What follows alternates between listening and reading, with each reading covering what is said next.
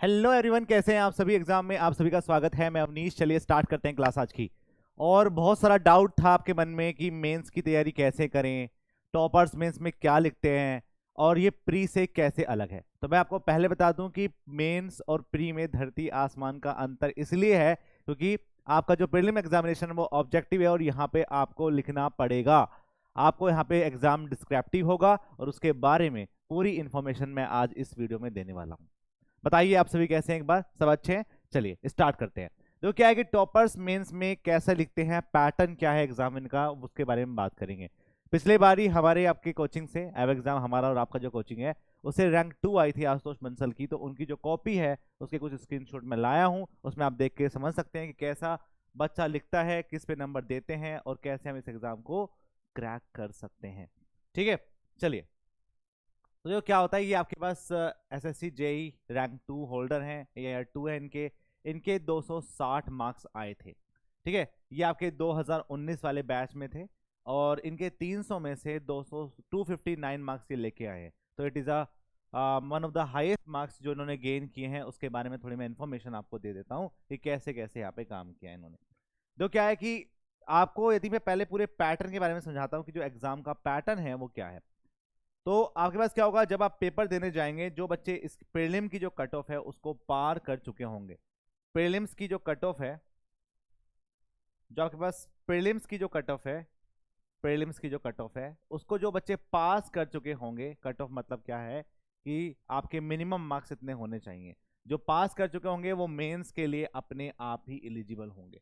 जैसे ही आपका प्री का रिजल्ट आता है उसके मोर एंड लेस 1 मंथ में आपके मेंस का एग्जाम हो जाता है। इसलिए अभी 1 दिन में आपके आंसर की आने वाली है, तो अपनी मेंस की प्रिपरेशन स्टार्ट कर देना। ये बात सोचना कि आप जब रिजल्ट आएगा तब मैं प्रिपरेशन स्टार्ट करूंगा। मैं आपको बता रहा हूँ कि टाइम नहीं मिलेगा।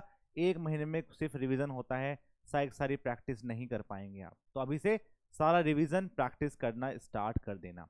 तो जो क्या होता है इसमें, इसमें हमारे पास क्वेश्चंस नंबर होते हैं। हमें टोटल जो क्वेश्चन मिलते हैं वो 6 मिलते हैं, उनमें से हमें 5 क्वेश्चंस अटेम्प्ट करने होते हैं। ठीक है, तो क्वेश्चन हमें 6 मिलेंगे और उस 6 क्वेश्चंस में से हमें आपके पास 5 क्वेश्चंस अटेम्प्ट करने हैं। ठीक है, ऐसा इसका पैटर्न होता है। यहां पे हर क्वेश्चन 60 मार्क्स का होता है, प्रोबेबली 4 पार्ट के होंगे। जब 4 पार्ट के होंगे तो हर क्वेश्चन आपका 15 मार्क्स का होगा। 15 मार्क्स का एक क्वेश्चन यहाँ पे रहेगा और ऐसे मिला के आपके 60 मार्क्स के ये सारे होते हैं। 6 नंबर पे आपका 60 मार्क्स का, तो मतलब ये 360 में से आपको 300 मार्क्स का करना होगा। अब जो क्या होता है, यहाँ पे सबसे बड़ी दिक्कत जो हमने भी फील करी थी, वो बच्चा जो प्रिपरेशन कर रहा है वो फील करेगा कि पेपर हार्ड नहीं था। मेंस का पेपर कभी हार्ड नहीं आता है। एक प्रोपर एक यहाँ क्या है, एक पैटर्न होता है, उस पैटर्न पे ही सारे क्वेश्चंस एग्जाम में आते हैं।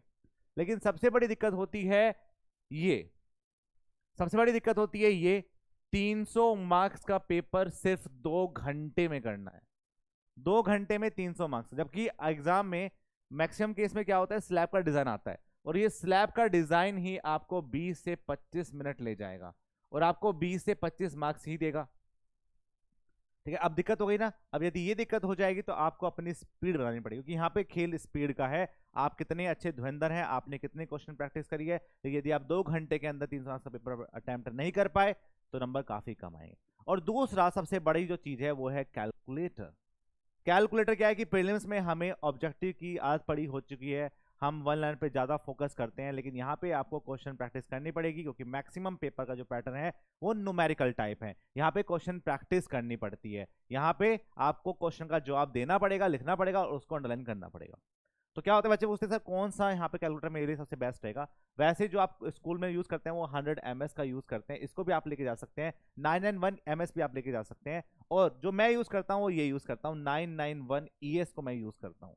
ठीक है, ये सभी आपके अलाउड होते हैं। कई जगह आपको ये वाला अलाउड नहीं करते हैं, ये वाला अलाउड करते हैं। लेकिन यदि आप बता दोगे, समझा दोगे कि ये सारे नॉन प्रोग्रामेबल है, तो ये सभी आपके जाके लेके जा सकते हैं। लेकिन क्या है कि लेके जाना मतलब ये नहीं सिर्फ लेके जाना है तो वहीं यूज करेंगे।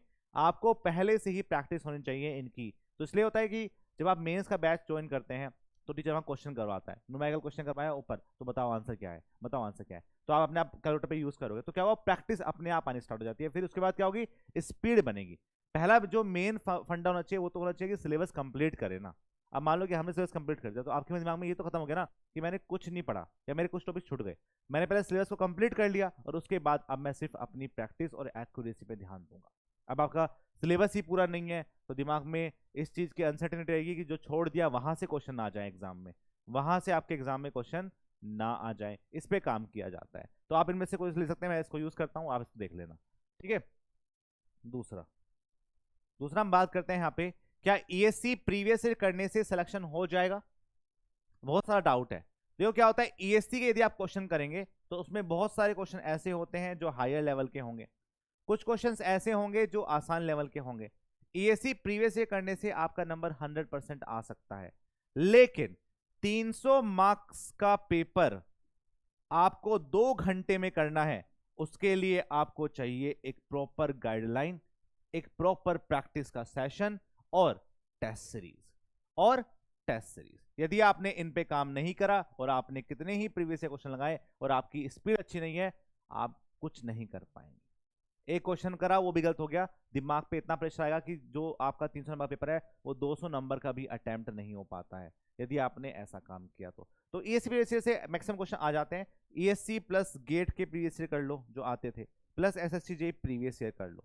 ठीक है। उनसा हमारा जो आपका पेड कोर्स चलता है मेंस का, तो उनमें हम इस बात का ध्यान रखते हैं कि ईएससी के वो क्वेश्चन कराए जो आपके एग्जाम के लिए मोस्ट रिलेटेड है, या गेट के जो आपके 2005 से पहले आते थे वो, या फिर एसएससी जेईई के जो प्रीवियस ईयर थे वो, या फिर आपकी स्टैंडर्ड बुक के क्वेश्चंस हैं, उन सबको मैं यहाँ पे समराइज करके ही पढ़ाता हूँ।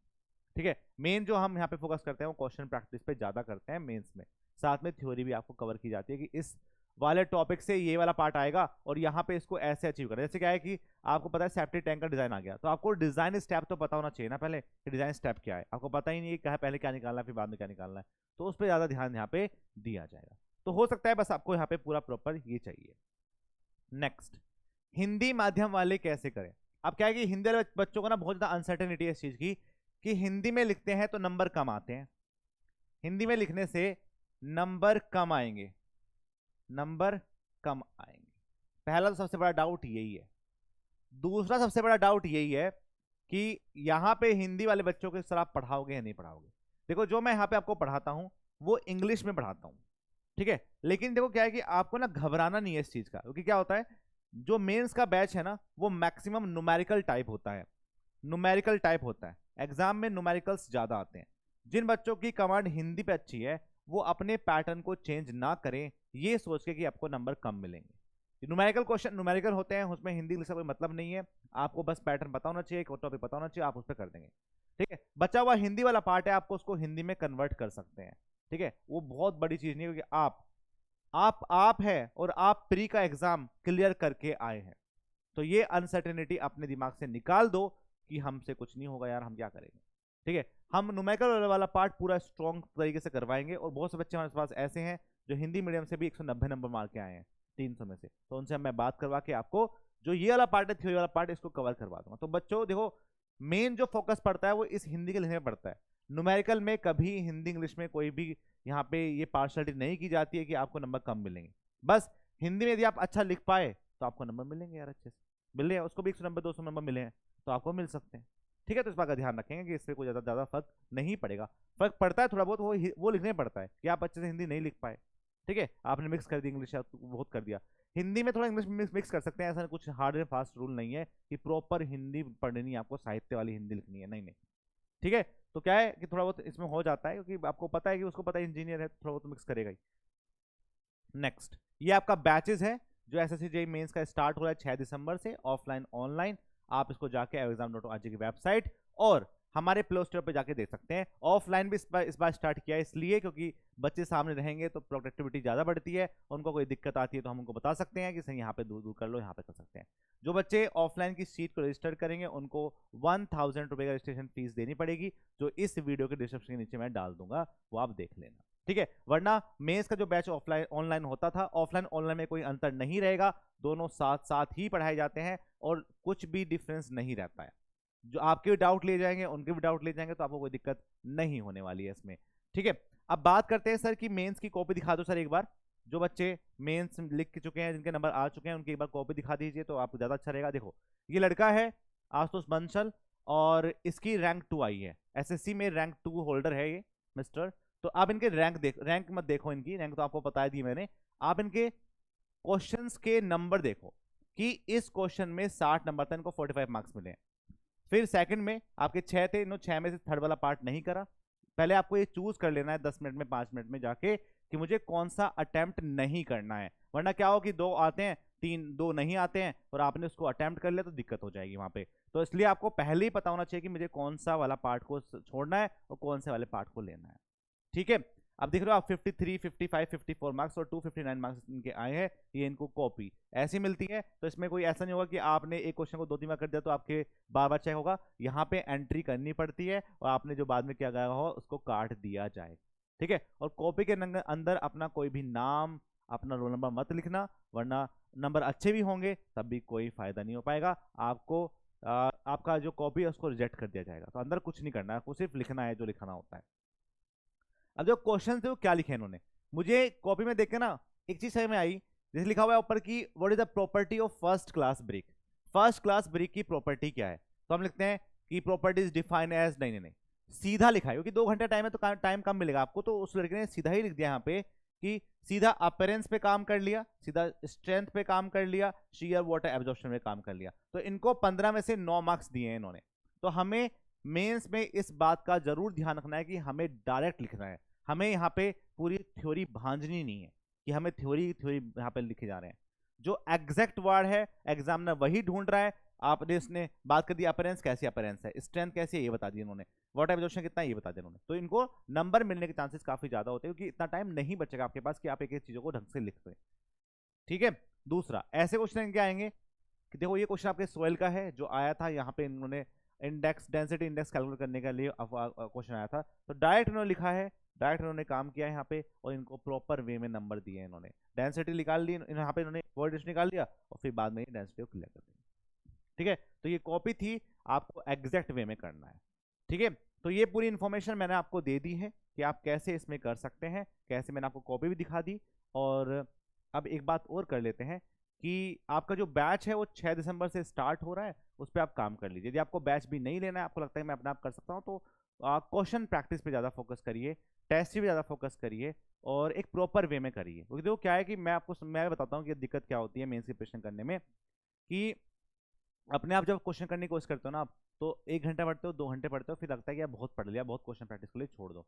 लेकिन जब आप क्लास कर रहे होते हैं, लाइव क्लास कर रहे होते हैं, तो मास्टर यदि क्वेश्चन लगवा रहा है वहाँ पे, क्योंकि ऐसे बैच कम है कि जो क्वेश्चंस लगवाते हैं क्लास के अंदर, थ्योरी ज़्यादा पढ़ाते हैं लोग बाग। तो आपको करना है, यदि जैसे हम क्या है, हम मैक्सिमम न्यूमेरिकल पोर्शन पे काम करेंगे, तो यदि आप थ्योरी पे काम करेंगे तो वो तो आप खुद भी कर सकते हो, प्री पास करके आए हैं। न्यूमेरिकल क्वेश्चन क्या होता है कि सर ने करवाया, सर साथ साथ करवा रहे हैं, हम भी खुद कर रहे हैं, तो क्या हुआ 4-5 घंटे आपने जो पढ़ा क्लास के अंदर वो आपके 100% पक्का हो गया। और हमने जो बनाया है उसमें सारे सारे टॉपिक को कवर किया गया है, सारे कॉन्सेप्ट की क्लियरिटी की गई है। और वहां आप पूछ सकते हो कि सर यहाँ पे डाउट हो रहा है, तो उससे क्या हुआ, आपको ना ये नहीं चीज नहीं लगी कि मैं बोर हो रहा हूँ, मैं पढ़ नहीं पा रहा हूँ, सर कर रहे हैं क्वेश्चन, मैं साथ साथ करता जाऊंगा, मैं साथ साथ लिखता जाऊंगा। तो उसका लिखना बहुत जरूरी है, सिर्फ देखना जरूरी नहीं है, दिखने देख के नंबर नहीं आ पाएंगे आपके यहाँ पे, तो आपको यहाँ पे लिखना पड़ेगा। तो लाइव क्लास का यही फायदा होता है मेंस के बैच में, कि या फिर ऑफलाइन बैठ जाओ आके, क्योंकि बच्चा यहाँ पढ़ेगा, यदि यहाँ आ चुका है क्लास के अंदर तो पढ़ेगा फिर लाइव क्लास के अंदर बैठ के, तो वो चीज़ें बेस्ट रहती हैं। और आपका सिलेबस पूरा होना बहुत जरूरी है, क्योंकि मेंस में बच्चों के सिलेबस पूरे नहीं हो पाते हैं, वो लास्ट मोमेंट पे सिर्फ ईएससी प्रीवियस से छाट लेते हैं और उनको करेज के चले जाते हैं। तो नंबर तो आ ही जाना है, लेकिन क्या होगा कि वो एक अच्छा नंबर नहीं आ पाएगा। आप किनारे पे रुके पड़े हैं, बीआरओ मिल रहा है, परेशान घूम रहे हैं कि ये मिल रहा है ये मिल रहा है, तो वो टेंशन क्रिएट हो जाती है, तो उस पर आप काम कर सकते हैं। ठीक है, ये हमारे मैनी मोर सिलेक्टेड स्टूडेंट हैं जो 2018 में हमने पहली बार मेंस पढ़ाया था, तो उसमें हमारा पेपर एज इट इज ही आ गया था जो हमने पढ़ाया था। ठीक है, मतलब बाय गॉड ही ऐसा हुआ था कि ऐसा हो गया था कि मैक्सिमम क्वेश्चंस वही आ गए थे जो क्लास में करवाए हुए थे। तो centre water commission, CWD, BRO सब में सिलेक्शन हुआ था। फिर आपके पास 2020 में भी ये सब बच्चे हैं जो आपके सीपीडब्ल्यूडी में भी, और रैंक 2 भी यहाँ पे आई है, 2019 वाले भी हैं। तो हर बार सिलेक्शन हो रहा है, बच्चों ने हम पे काफ़ी विश्वास किया है और आप भी देख सकते हैं। ठीक है, और जिनको नहीं करना है वो अपने आप भी कर सकते हैं, सिर्फ टेस्ट सीरीज करके भी आप अपने नंबर को ला सकते हैं। It is depends on you कि आप कितना कर सकते हैं। ठीक है, बट एक गाइडलाइंस होती है तो आपकी प्रैक्टिस अच्छी हो जाती है, वो आपके ऊपर डिपेंड करता है कि आपको करना है या नहीं करना। ठीक है, क्योंकि छोटी बच्ची तो आप हो नहीं। चलिए मिलते हैं फिर नेक्स्ट क्लास के अंदर, और मुझे कमेंट सेक्शन के अंदर ये बताना है कि आगे यदि ऑब्जेक्टिव क्वेश्चन प्रैक्टिस करवानी है यूट्यूब पे, तो हम किस एग्जाम को ओरिएंटेड करके तैयारी कर सकते हैं। मैं सोचा था कि गेट के क्वेश्चंस करवाते हैं हम लास्ट में, क्योंकि गेट का एग्जाम भी आने वाला है, तो गेट के छोटे छोटे क्वेश्चंस मैं डलवाता हूँ जो आपके एग्जाम में आ सकते हैं। तो आप अपनी सजेशन भी दे सकते हैं आपके कमेंट सेक्शन के अंदर कि आगे हम कैसे कर सकते हैं। मिलते हैं फिर आपकी नेक्स्ट क्लास के अंदर, और साइज जो डिटेल है मैंने आपको बता दी होगी। कैलकुलेटर लेके जाना है, घड़ी आपको वहीं मिलेगी, घड़ी लोग ले जाते हैं, मिलती है वैसे घड़ी वहाँ पे। कैलकुलेटर कौन सा लेके जाना है, कैसे प्रैक्टिस कर सकते हैं, क्वेश्चन प्रैक्टिस ही मेन रोल है। आपके एग्जाम में यदि 300 मार्क्स 2 घंटे में करना है तो आपका पेन नहीं रुकना चाहिए, पेन रुका नंबर घटेंगे। ठीक है, मेन चीज यहाँ पे प्रैक्टिस और एक्यूरेसी होती है, और टाइम बहुत जरूरी है, उसको आपको काम करना पड़ेगा। ठीक है, तो ये पूरी डिटेल मैंने आपको दे दी है, कॉपी दिखा दी है पूरी, कॉपी पे कैसे काम कर सकते हैं, ये पूरी इन्फॉर्मेशन मैंने आपको यहाँ पे दी थी। मिलते हैं फिर नेक्स्ट क्लास में। मंडे से आपकी मैं यूट्यूब पे सेशन स्टार्ट करूंगा, तो आपको बताना है कौन सेशन पे हम काम कर सकते हैं। और जो बच्चे मेंस के लिए अभी एनरोल नहीं हुए वो एनरोल हो जाइए, मटेरियल पे काम किया जा रहा है, अपडेशन किए जा रहे हैं, और जल्दी ही हम मेंस का बैच धुआंधार इस तरीके से स्टार्ट करेंगे। मिलते हैं फिर नेक्स्ट क्लास के अंदर, तब तक के लिए बाय बाय, जय हिंद जय भारत।